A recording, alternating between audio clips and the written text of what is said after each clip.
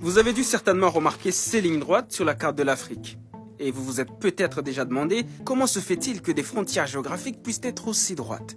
Eh bien la réponse est toute simple. On a pris une règle, on a pris un crayon et on a tiré des traits. Ce sont des pays européens, l'Empire ottoman, des Américains et même des Russes qui n'avaient jamais mis les pieds en Afrique et qui traçaient tranquillement des lignes à des milliers de kilomètres de là et en l'absence des Africains. Si on ne leur a pas demandé leur avis pour les conquérir, ça on le sait, on ne leur a pas non plus ou rarement demandé leur avis pour tracer les limites. En gros, des peuples, pour servir leurs propres intérêts, ont décidé de l'avenir d'autres peuples, de leurs frontières et de leurs regroupements, sans tenir compte de leur réalité. Résultat des courses, des familles divisées, des conflits géopolitiques permanents, un système commercial chamboulé et par-dessus tout, une carte qui n'a pas été pensée pour leur développement. Pour mieux comprendre, il faut revenir 134 ans en arrière. Afin d'éviter tout conflit, les grandes puissances coloniales se réunissent à Berlin de novembre 1884 à février 1885. Elles se partagent l'Afrique en fixant certaines règles. Et parmi ces règles, une toute simple. Toute puissance dite civilisée disposant d'un point d'appui sur la côte africaine avait le droit de pénétrer à l'intérieur du continent jusqu'à ce qu'elle rencontre une autre puissance dite civilisée. Et lorsque dans leur conquête, les puissances signataires se rencontraient, eh bien elles se mettaient d'accord sur les limites de leur territoire. On prenait un point géodésique ici, un autre là, et on tirait un trait tout droit entre les deux. Et tant pis si la ligne passe au-dessus de votre champ ou de votre propriété. Elle devenait la propriété de la puissance civilisatrice. D'ailleurs, ces propos de Lord Salisbury, Premier ministre de Grande-Bretagne à l'époque, se passent de tout commentaire. Nous avons entrepris de tracer des lignes sur des cartes où l'homme blanc n'avait jamais mis les pieds.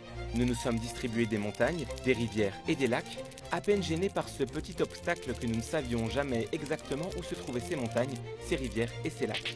Et voilà comment on s'est retrouvé avec des territoires africains délimités en Europe à partir de cartes imprécises et parfois fausses. L'historien et cartographe français Bernard Lugan les appelle des découpages à la hache. Par exemple, une Gambie anglaise taillée dans les peuples Wolof et Manding accordés à la France, ou encore les évés coupés en deux tronçons entre le Ghana anglais et le Togo allemand. Si les territoires ont été découpés ainsi sans tenir compte des peuples qui y habitaient, c'est simplement parce que les frontières n'ont pas été tracées pour ces peuples-là, mais plutôt en fonction des intérêts géostratégiques et économiques des colonisateurs. Prenons le cas du Sahel-Sahara. Il y a eu, avant les indépendances, la fameuse organisation commune des régions sahariennes. C'est-à-dire que la France a imaginé inclure à l'intérieur d'une entité géographique bien précise, les Berbères naturellement au nord, mais les Touaregs, les Toubous et les Maures au sud. Ce qui aurait été plus logique, sauf qu'il y avait un petit problème. Lorsqu'on superposait cette carte avec celle des richesses naturelles, et notamment du pétrole, là on n'est plus en 1880, on est en 1950, on s'apercevait qu'à l'intérieur de cette jolie frontière, il y avait pratiquement toutes les ressources en pétrole et en gaz naturel. Pour couper court, le CRS ne fera pas long feu. Elle va disparaître le 10 juin 1960, au moment de l'indépendance des États riverains du Sahara. La vague des indépendances va également emporter l'AOF, Afrique occidentale française, et l'AEF, Afrique équatoriale française. Les grands ensembles disparaissent donc, mais pas leur système, mis en place pour gérer et exploiter les colonies. C'est-à-dire que ces découpages coloniaux ont bouleversé l'économie des empires sahélo-sahariens. Les échanges commerciaux transsahariens qui se faisaient entre Africains ont été tournés vers les littoraux et donc vers l'extérieur. Et au moment des indépendances, dans les années 60, les Français, par exemple, ont simplement découpé en plusieurs morceaux leur grand territoire. Mais les nouveaux États indépendants issus de cette balkanisation ont gardé le même système tourné vers l'exportation de leurs matières premières. C'est ce que l'historien Nicolas Bancel appelle une rupture dans la continuité. Et cela a compliqué les choses pour beaucoup de pays. On a enclavé des pays comme le Burkina Faso, le Mali, le Niger, le Tchad, pour ne citer qu'eux, et la Centrafrique. D'après le diplomate et géographe français Michel Fouché, 87% de la longueur des frontières politiques de l'Afrique, soit 70 000 km sur un total d'environ 80 000 km, ont été directement hérités des partages coloniaux. Et qui dit État souverain, dit frontières, tarifs douaniers, nouveaux traités commerciaux et donc plus de barrières. Je crois que si on avait fait reposer le découpage colonial sur une volonté de développement économique, on aurait veillé pendant la colonisation à ce qu'il n'y ait pas ces barrières qui empêchent un développement économique harmonieux. En 1964, l'EUA, qui deviendra plus tard l'Union africaine, ne veut surtout pas ouvrir une boîte de Pandore en redessinant les cartes. Elle opte donc pour l'intangibilité des frontières. Traduction, les frontières sont mauvaises, mais on les garde comme elles sont. Au début, les nouveaux États africains semblent s'accorder sur le principe. Certains s'approprient même les frontières coloniales et s'identifient davantage comme Nigérians, Ghanéens ou Ivoiriens plutôt qu'à Caen, un peuple qu'on retrouve pourtant dans ces trois pays.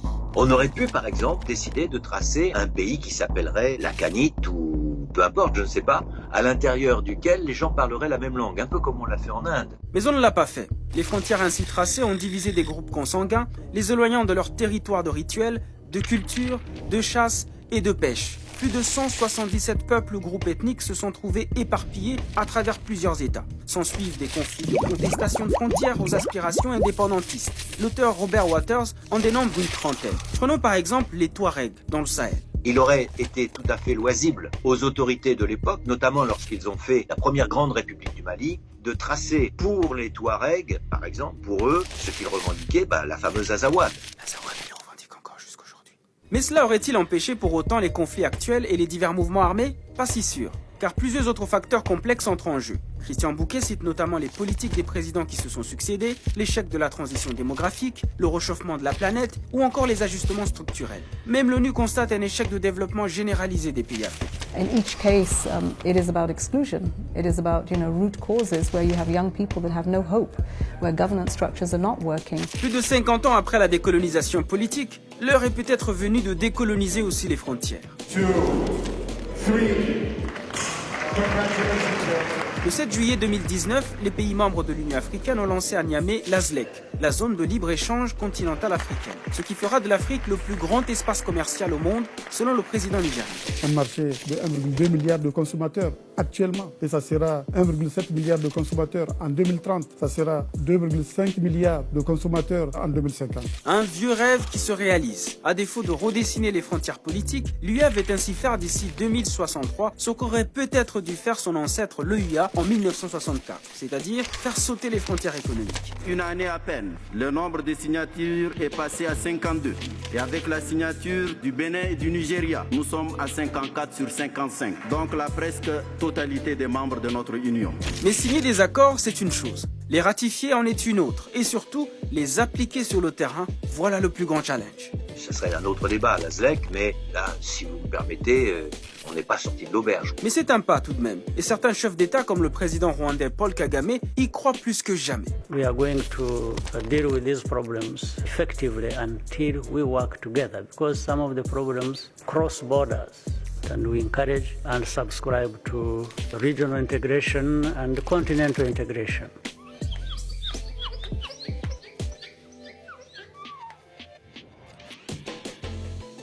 Et vous, une Afrique sans frontières économiques, vous y croyez ?